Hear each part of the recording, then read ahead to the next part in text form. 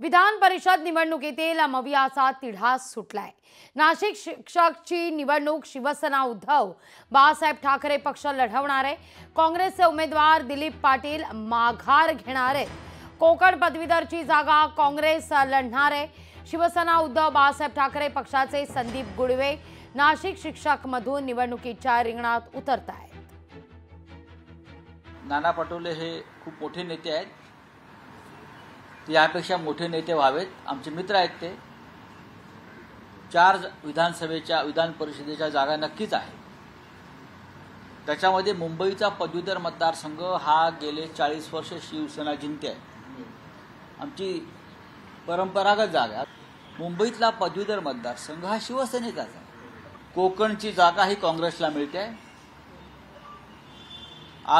काल रात्री आमची चर्चा झाली आपापसात, त्यात नाना पटोले सुद्धा सहभागी आहेत। हे शिक्षकांचं इलेक्शन आहे, याच्यामध्ये कुठलाही अडाणी मतदार नाहीये, पण परंतु माझा प्रतिस्पर्धी उमेदवार जो आहे तो अडाणी आहे। त्याला कळालं नाही की नाव जरी सारखं असलं तर वडिलांचं नाव काम करत असतं, आणि माझ्या वडिलांचं नाव हे अख्ख्या महाराष्ट्रात फेमस आहे, ते प्रसिद्ध आहे। त्याच्यामुळे गोपाळराव गुळवेंचा मुलगा ॲडव्होकेट संदीप गुळवे हा विजय होईल। दुसरा कुठलाही संदीप गुळवे जरी त्यांनी उभा केला तर माझे शिक्षक बांधव वाचून, आणि जे वाचणारे, लिहिणारे, शिकवणारे जे शिक्षक आहेत त्यांचं हे मतदान आहे। त्याच्यामुळे याच्यामध्ये कुठल्याही प्रकारची दिशाभूल होणार नाही।